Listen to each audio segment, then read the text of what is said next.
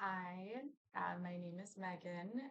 This is my first video, and I have had a blog for the past 8 years called Affirmative Reflection dot blogspot. No, it's not blogspot. Dot WordPress dot com.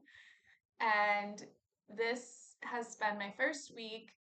I was a teacher, a bit of my background. I was a teacher for 7 years, and this was my first week without a job.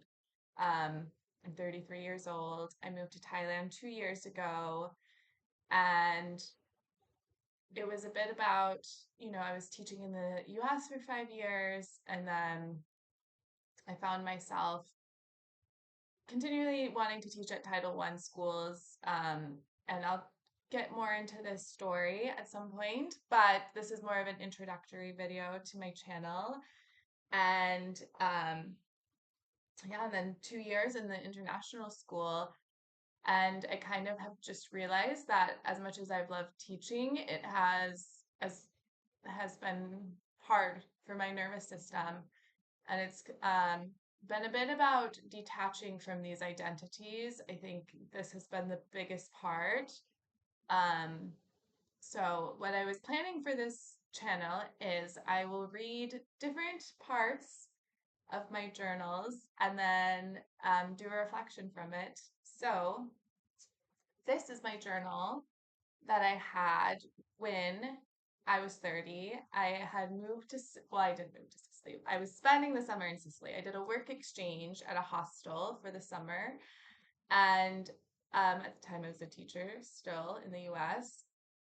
And getting paid through the summer helped me. And so to stay in Italy, which was always my dream to go to, I signed up for this work exchange. And at the time, I was married, and I'm still actually married legally. But yeah, me and my partner, we were together for 7 years. We met, I was 21, almost 22, and he came to my college graduation. So that's how long we were together. And, it was a wonderful partnership. We grew up together. I'm still very close to his mom. This was the thing that I had asked for permission to continue talking to his mom. And yeah, then we were married for a year before things kind of fell apart. I think for my part, I was dealing with a lot of things I didn't realize, like a lot of anxiety, a lot of looping in my mind. And so this kind of relationship was challenging because then I saw my life and I was like, is this my life forever? And through my 20s, what I realized is I had tried so much to be the responsible one.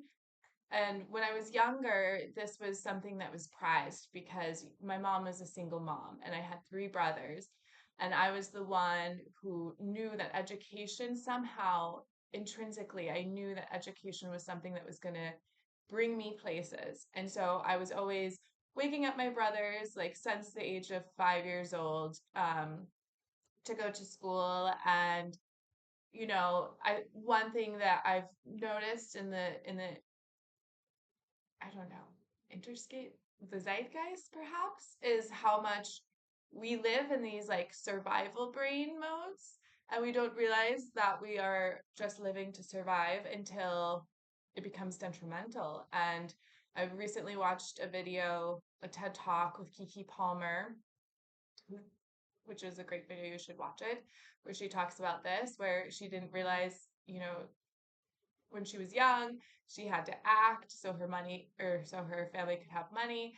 And then later on, she hadn't realized she hadn't like gotten off of that track, that she was still living in this needing to be productive, having to survive, even though that was no longer, ending up on the street was no longer a threat. And so with this relationship, yeah, I just kind of was like, I have to be responsible. We had a dog and a cat. I think I was 23 when we got our cat, and then 26 when we got our dog. And so I had this whole timeline for our relationship.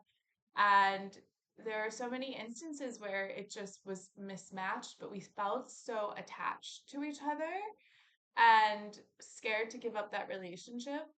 And when I was 21, I had studied abroad in Argentina, and I remember thinking, I want to live abroad.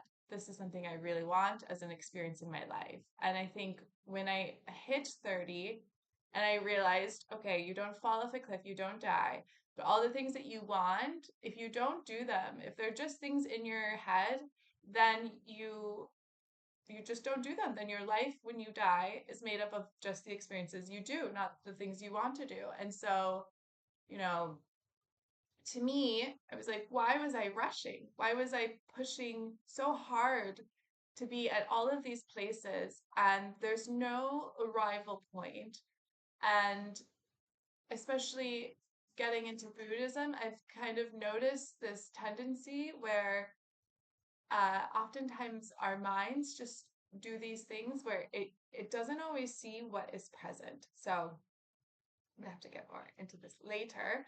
They want to make these videos 10 minutes or shorter because, of course, time is very precious, and this is something that I've also been examining.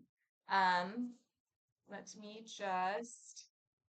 I had a very, very good. Okay, so this is a post or a journal entry that I had written that summer. I was in Sicily, and when I was at the hostel, I was hungover when I wrote this, and I had a shift, so it was hard to get through. Um, I've been asking myself why past me didn't explore like I want to now. I was so scared to get attached that I closed myself off. I can't believe I spent my 20s as a girlfriend. I wish Alex and I had gone to therapy before I came here. I don't know if I should tell him or just let it be. It's true what they say about infidelity. It's not about the other person. I am in a phase of novelty. So when this was written, we were in couples therapy before I went to Sicily, and our couples therapist had suggested ethical non monogamy. And I feel guilty saying this because I know some people are into this. And yeah, there's no condemnation. I'm not trying to say anything against it.